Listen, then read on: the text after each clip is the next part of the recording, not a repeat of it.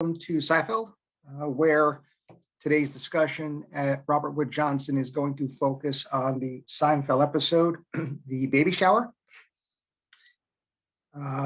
So just a quick piece of housekeeping. I am expecting a call, so unfortunately, it may disrupt our session this morning, but we'll try to get in as much as we can in our discussion.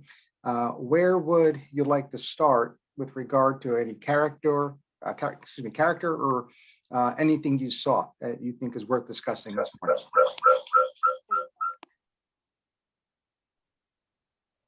So something interesting from the episode that I remember was when Leslie was talking about how she had a planned C-section because her doctor told her that if she gave birth, she was likely to become psychotic. I just thought that line was interesting, and I wanted to look up more about, postpartum psychosis. So maybe some of the reasons why Leslie was being told that was because maybe she has a history of bipolar disorder in her family. Maybe she herself has bipolar disorder. I mean, maybe her mania could be like a sign of the performances that she was giving. Maybe that could be, kind of a hint for the audience there. And yeah, so I just wanted to bring up the link between bipolar disorder and the increased chance of postpartum psychosis.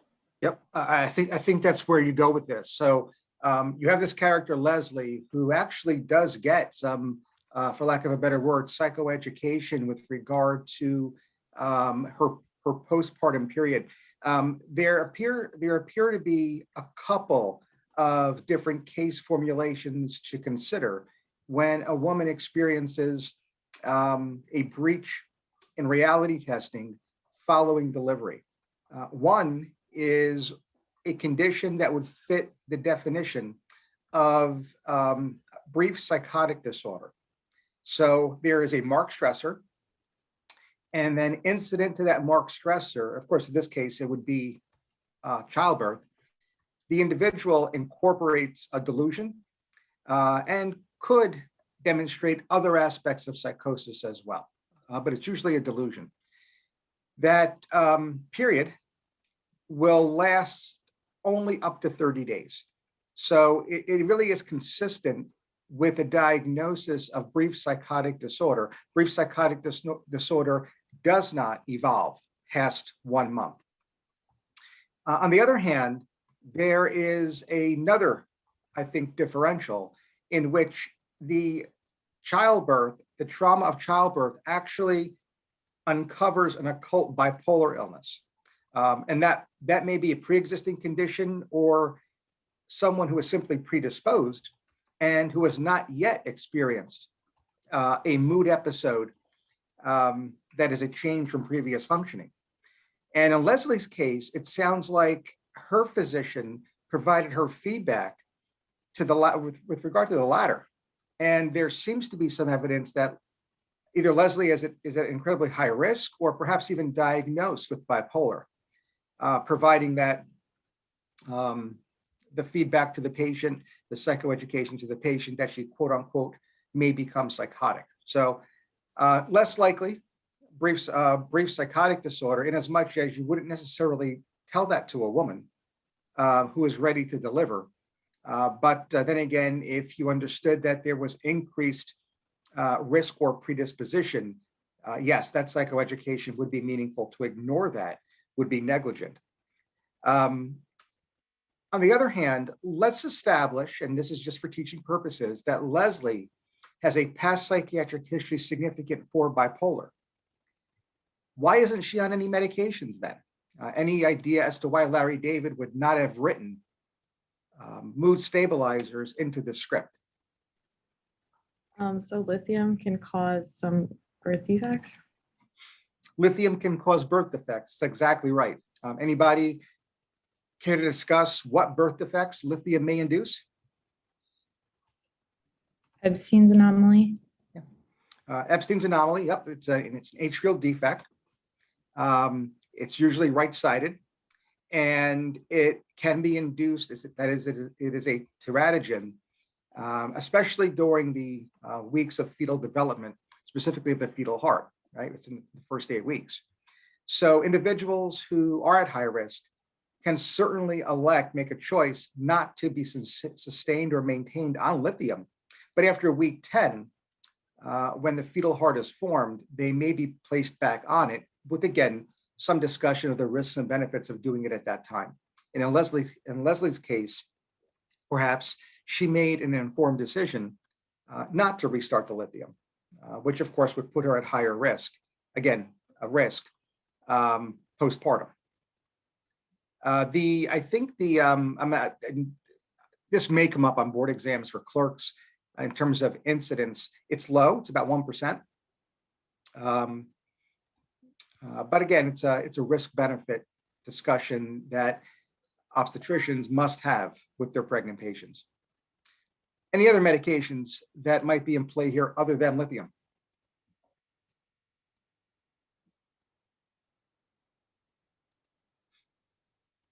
Anti-epileptic drugs can also be teratogenic, although their teratogenicity is not localized to the heart or the developing heart, but instead the spinal cord.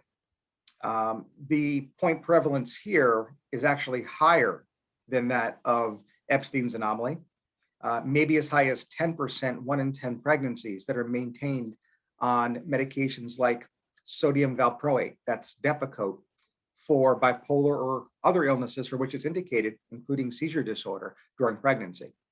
So she may have been managed and maintained on sodium valproate, that's valproic acid, up to conception, up to discovering that she was pregnant. After a discussion of the risks and benefits of being maintained on that medication through her pregnancy, Leslie may have made an informed decision not to continue that valproic acid. And that might have actually resulted in her saying what she said at that baby shower. All right, so those are the two that come up. Of course, there's another class of medications that are FDA approved for the treatment of bipolar affective disorder, and that they are the antipsychotics, most of which are the second generation or the atypical antipsychotics. And although they're not teratogenic, certainly there's risks and benefits of being maintained on an atypical antipsychotic throughout pregnancy as well. And it seems reasonable to assume that upon hearing those risks and those benefits, this informed patient decided that she did not want to continue the antipsychotic if, in fact, that's the medication she was maintained on. All right. So again, brief review of postpartum psychosis and certainly treatments of bipolar if the postpartum psychosis is due to that bipolar disorder. Again, it may be due to a brief psychotic disorder that is in someone with no predisposition, the onset of psychosis incident to childbirth that lasts no more than 30 days. That's brief psychotic disorder. The other thing I just want to mention before we may shift characters is the relative terms of postpartum blues and postpartum depression, now called peripartum depression. In 2013, the American Psychiatric Association recognized that up to 50% of depressive symptoms actually begin during pregnancy. So the term postpartum has been replaced in the DSM-5 with peripartum depression. This is major depressive disorder, meeting those 5 criteria that occur incident to childbirth, and in 50% of the cases even are observed prior to delivery. On the other hand, if not clinically significant, if time limited, and if less than those 5 symptoms, likely the peripartum blues, which is largely an adjustment reaction. However, biopsychosocial factors always impact behavior.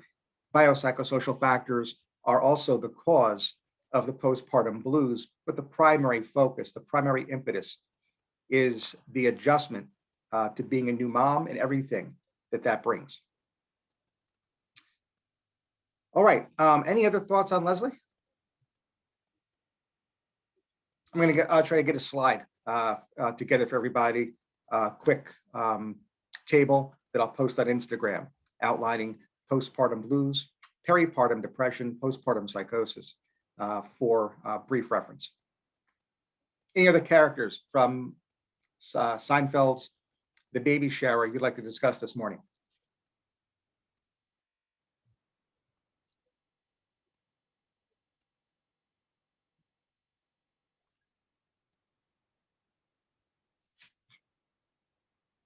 That's it? Only.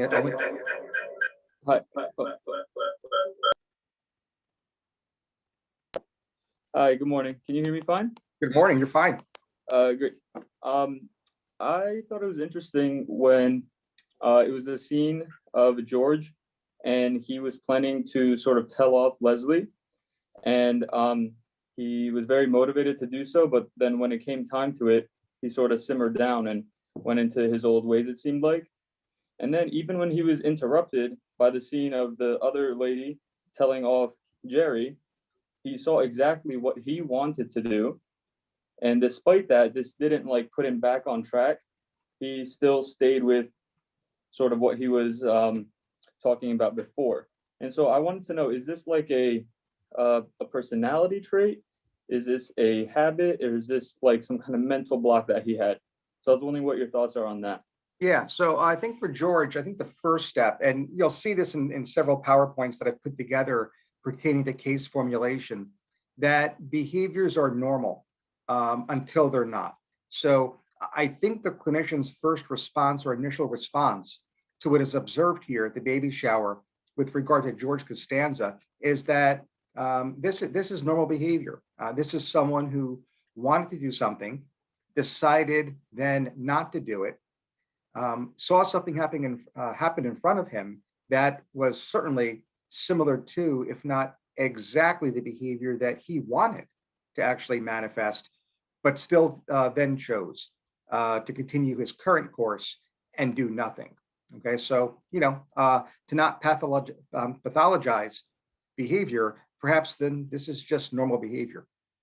On the other hand, if we see this as recurrent and clinically significant, I think a physician has to weigh in. And this is where a psychiatrist or perhaps even a psychologist can case formulate what's going on, to the extent that a person like George Costanza would present to clinical practice with a chief complaint. For those of you who know the situational comedy, you do know that George often has ideas that he backs out of. And on several occasions, after backing out, he will see his best friend, his high school friend, do the thing that he would like to have done. And it will result in conflict for him. So it is reasonable to assume, or at least for purposes of our discussion this morning and wanting to teach what might be going on here, we should assume that he does present to clinical practice. He does actually come in with a chief complaint. The complaint is not going to be, hey, I was at a baby shower and I just, quote unquote, chickened out in doing something that I wanted to do. I wanted to tell a certain person off, decided not to. Then I saw exactly the way I should be, and of all people, my best friend, but I still couldn't get myself to do it. He's probably going to come in with a chief complaint of anxiety or dysphoria. And it's the clinician's job to really shrink down what is the root cause of this HPI. And when George gives us the history of present illness and basically discloses then the plot of the baby shower, we could begin to discuss the root cause of what is really going on, not only in this particular scene, in this particular episode, but with regard to the pervasiveness of this, because if you've watched the 9 seasons of Seinfeld, you know that this type of behavior in George Costanza is quite pervasive, and it is clinically significant. It does impair his functioning. So with all that stated, certainly we could look at personality traits as being indicative here, because it is so pervasive and it's so stable over time. I mean, it starts at season 1 and then ends at season 9. And if Larry David had chosen not to have that series finale when he did, and brought this out 20 years, 25 or 30 years, George Costanza's character likely would not have changed that much over time, right? So this is something that's incredibly stable. And if that's the case, we're looking at a personality trait, and therefore we're looking at a personality disorder. And here, there's probably some evidence of avoidance, right? Avoidance personality disorder, or avoidant personality disorder, where avoidance is the defense mechanism. At times of conflict, okay, and conflict here equals anxiety, right? Freud's initial description of conflict was anxiety, the individual will put into effect internal mechanisms, subconscious mechanisms called defense mechanisms to alleviate anxiety. One such example is avoidance, a defense mechanism. In this case, there is increased anxiety with regard to what George Costanza is about to do.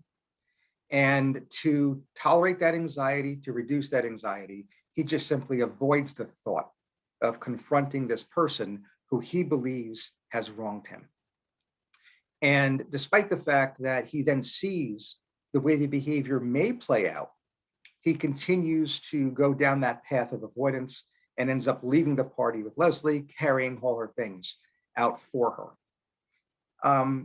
And there is something, I think, to say about the role Jerry plays in this, and that is in medical texts, in the evidence-based literature, avoidance personality disorder happens to be one of 4 personality disorders that can improve over time or has shown a consistency in improving over time.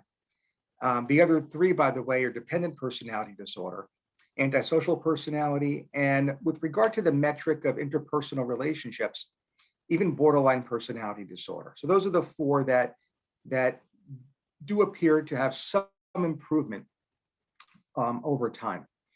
One of the reasons why avoidant personality disorder is proposed to improve over time is because of the core feature of this with regard to the thought that it is better never to have loved at all than to have loved and lost. So if I don't put myself out there, I can't get hurt. And that avoidance behavior, not putting yourself out there, then is reinforced, right? Because you don't get hurt. And the absence of being hurt or denied or turned down or rejected forms a negative reinforcement paradigm, resulting in strengthening of the avoidance behavior. That's negative reinforcement. Over time, however, decades, the individual will need to put themselves out there in certain situations, and they may see that this automatic thought of rejection may not actually be true. So they actually challenge their own thoughts in the CBT type of paradigm just by naturally going out there and doing the things that they have to do, like maintaining a job. So over time, that type of behavior may actually result in a weakening of avoidance as a defense mechanism because it's proven to be false over time, resulting in itself the observation that this condition of the avoidant personality disorder tends to decrease itself as the patient gets older. Unfortunately for George Costanza, that it does not seem to be the case, right? But it's interesting that Jerry actually models the very behavior that individuals struggling with this condition also are exposed to, that result in the avoidant personality improving over time. That's the role Jerry plays here. Anything else about George?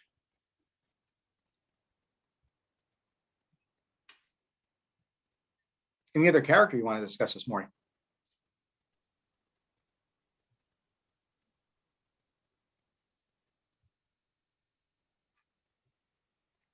Hello? We can hear you. Okay. So I thought Elaine's actions during the episode, well, the premise of they established the premise of the episode, but her relationship with Leslie sounded pretty one-sided from the way she described it. Leslie doesn't really teach Elaine or treat Elaine with much importance or regard, but Elaine said that for some reason she feels the need to please her. It almost sounds like kind of like she kind of acknowledges it sounds like an abusive relationship or like some kind of Stockholm syndrome type thing where even though she's getting no sympathy and no reason for affection from Leslie, she is basically like her servant in this episode.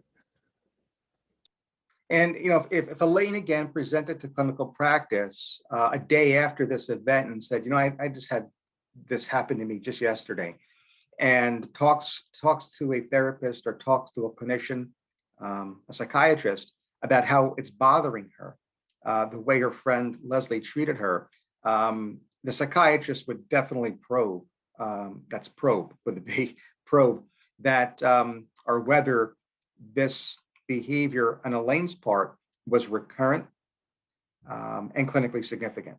And to the extent that she might be seeking help, I think clinical significance is implied.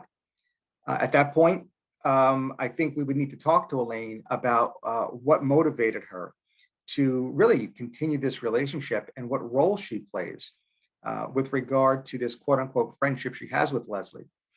One of the things we did note, we have noted before, is that this probably is embedded in object relations theory and the idea that one's adult relationships are significantly influenced by the primordial relationships in early childhood. And that's usually, of course, with the parents.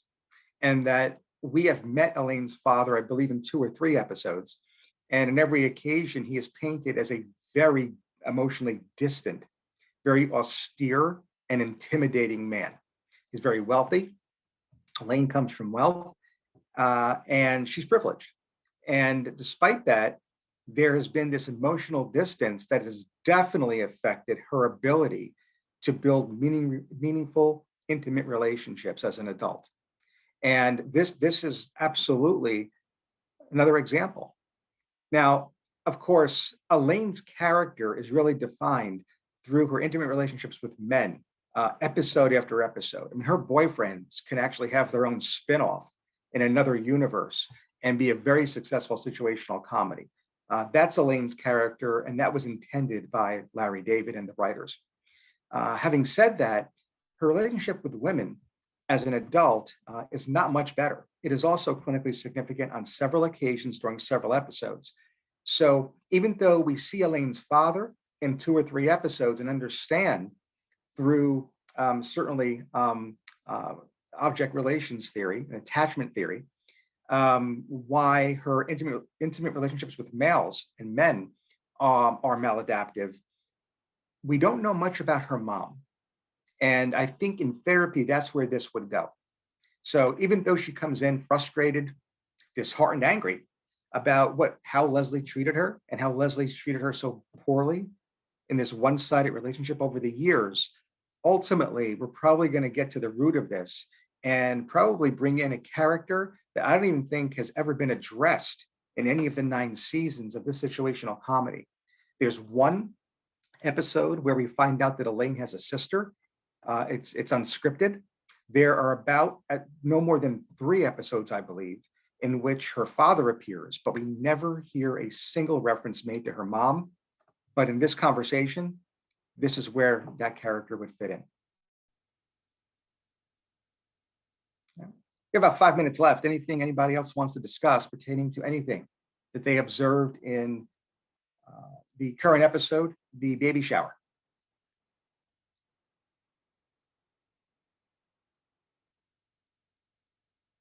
All right, then we'll leave it here. I will see everybody about 9:30 in the hospital, and see everybody back on Periscope at 12:30 when we have our film analysis later today. Thank you. Thank you. Thank you. Thank you.